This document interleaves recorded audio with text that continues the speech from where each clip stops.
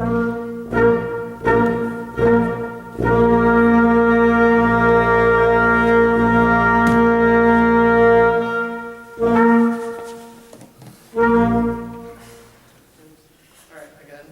know what's weird? What?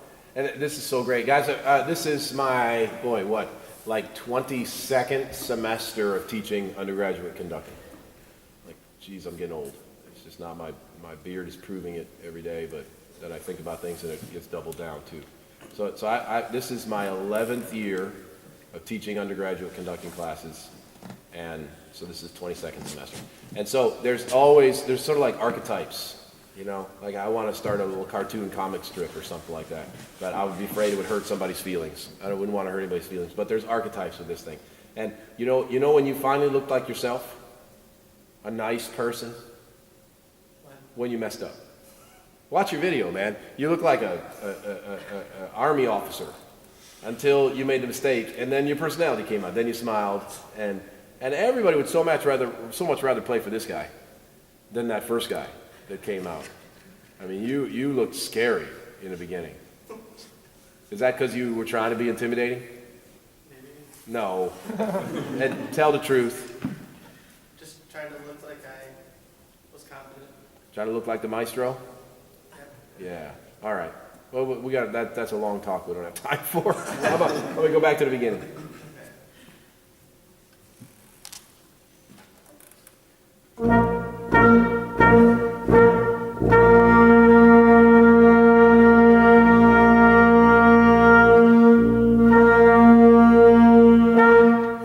Let's have a family chat, all right? Does he look like the maestro? What do you think about how he looks? Be honest, because we need to be honest with each other in here or else we're not getting anywhere. This is like therapy in here. If we just tell people what we think they want to hear because we're nice people, we're not helping them. Megan? I think you look sad. Okay. I think you look like you're almost like on autopilot, like you know exactly what you're going to do when you go up there and you're like looking like somewhere up there. Like, you're like, okay, I have to do this, and whatever happens, I'm just going to do it. Which I guess you kind of have to do, but you're like in a different world, I think. Yeah, you know, this is a fun topic to have over lots of coffee, you know, because the Elizabeth Green book that you guys didn't deal with last semester, but it's a great book, and if you want to check it out, it's called The Modern Conductor, and I believe in it. It's the Bible of Elizabeth Green's teaching of conducting. And you know what, it's old school. She was old school. She taught, 40, 50 years ago and passed away 20 years ago now, 30 years ago.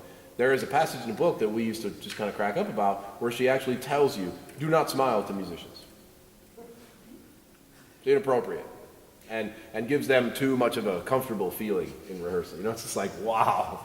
It's so old school. And so old school pro-orchestra, by the way.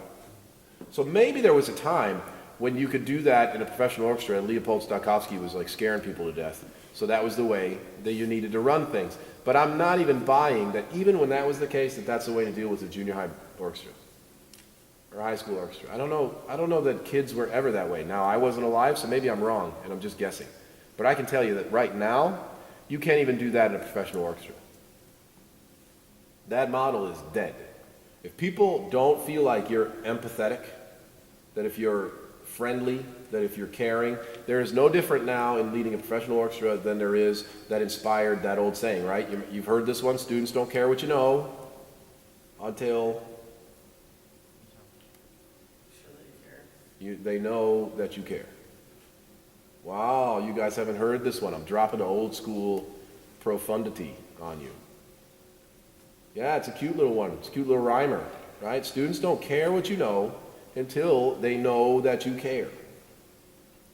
That is really very, very true, you guys. You can be the smartest person in the whole world. You come in every day in junior high band room, and you give them that face, not going to play for it, right? And you might have been intentionally trying to look confident, but I also wonder, and maybe I'm wrong here, don't know you that well, but most of the time when I see that face, that's also kind of self-defense mechanism. Like I'm nervous.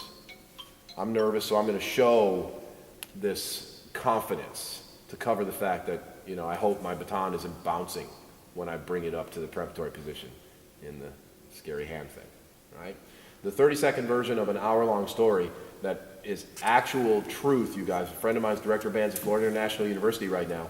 And it's ironic that I'm doing second suite with Symf Winds right now, because he was doing second suite with the second band at the University of Miami when he was a doctoral student, I was a master's student. This is my dear friend Brent Alston, one of the greatest musicians on the face of the planet, and you will not meet a more caring, sweet, sensitive person on the planet. But Brent was paralyzed with self-doubt and nervousness and self-deprecation about coming in to rehearse the second suite with the second band. After weeks of rehearsal where he was sort of looking like you, and then he would grimace all the time because he felt like what he said to the band wasn't good enough. He felt like the gestures he made to the band weren't good enough. And he made all these faces that one of the trumpet players that was in the marching band that knew me pretty good came to me after one of the rehearsals and said, look, man, we know you're tight with Brent. There's a bunch of us that we're just sick of it, okay? Like, tell him that if he hates us this much, maybe he shouldn't conduct us. Because every rehearsal, he comes in, he makes these faces at us, he looks like he's dying on the podium. Okay, we suck. Sorry. We don't mean to suck. But if he hates us this much, maybe he should do something else. I mean, like, wow. Like, thank God the kid talked to me so I could tell him, dude, you got it totally twisted. Like, he loves you, hates himself. He thinks he doesn't belong in front of you. He thinks he's not worthy to spend time in front of you. He should not be talking to you because he's a little bug and you guys are great. It's the total opposite. So what was good, though, is I had to go take Brent out for a drink and slap him around. Because I've been telling him for weeks, quit making that face. You're doing fine. Because he'd never been a teacher, and I'd been a high school teacher for 7 years before I came back from master's degree. So I got to finally tell him, I told you, and now it's not even about you anymore. Because you were just being a little bit narcissistic, frankly, and making all these faces, making it all about you. As soon as you get on the podium and in front of those kids, it's about them. Right? You watch a video afterwards, you can make it about you again, and your gesture and whether you thought you said the right thing. But in the moment, don't forget, it's about them, not you. Even in graduate school. Kind of a profound thing, right? So, again, here I'm taking your example and making a big point on it because I said archetypes about the comic book strip, right? There's every semester, like, somebody that has to do this. The biggest is, how long ago did Driver leave? 2 years. You remember Elliot? Remember Elliot? I mean, Elliot was the toughest nut in my career so far. Elliot would get up there, and I mean, he's a sweetheart, right? He's the nicest guy on the planet. He would go up there. He was terrifying. I mean, he was terrifying. I was scared, like, to talk to him. Like, Elliot, is it okay? Is Elliot there? Can Elliot come out to play now? Can you talk to Elliot? Because he, especially with the beard he had cooking, and man, he looked intense. And we had sat down with long videos, you know, and he got beat up in lab ensemble all the time. Like, do you hate us? No, I don't hate you. I love you. Well, you look like you hate us. And now he's teaching little children, and he's doing great, right? He had to get over that, though. Had to get over that. Thank you, sir. Loosen up. Loosen up. All they want